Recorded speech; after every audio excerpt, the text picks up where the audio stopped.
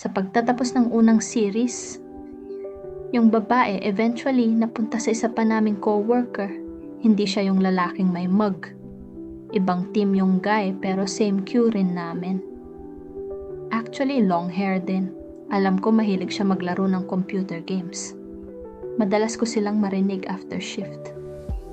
Dota tayo ulit. Arrange nyo na kung sino magkakateam.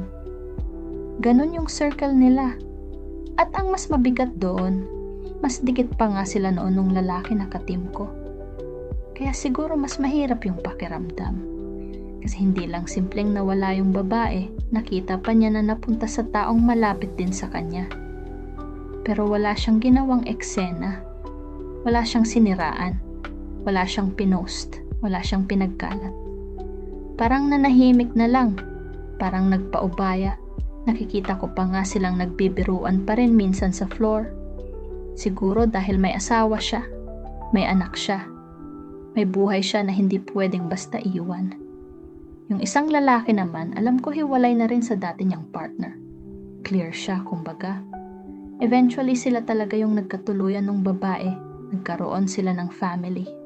Settled na sila ngayon as far as I know, nag-imbita pa nga sila a few years ago. Get together daw. Kaya ito yung klase ng BPO story na hindi black and white.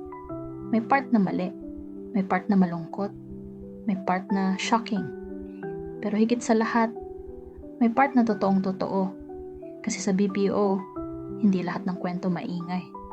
Hindi lahat umaabot sa confrontation, hindi lahat may malinaw na kontrabida.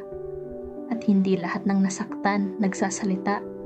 Minsan, may taong pinipiling manahimik na lang. Siguro alam niya rin na may hangganan yung pinasok niya. May pamilya siya, may anak siya.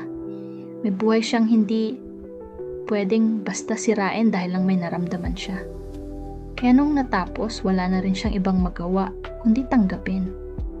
Eventually, umalis din siya sa work. Nag-business na lang siya. Hindi na siya bumalik sa same industry. Malayo na sa dati niyang crowd. Malayo na sa dati niyang floor. Malayo na sa mundong minsan, naging parte kaming lahat. At dun ko na-realize, may mga BPO story na hindi natatapos sa galit. Minsan, natatapos lang sa katahimikan. At minsan yung katahimikan na yun na yung pinakamabigat na ending.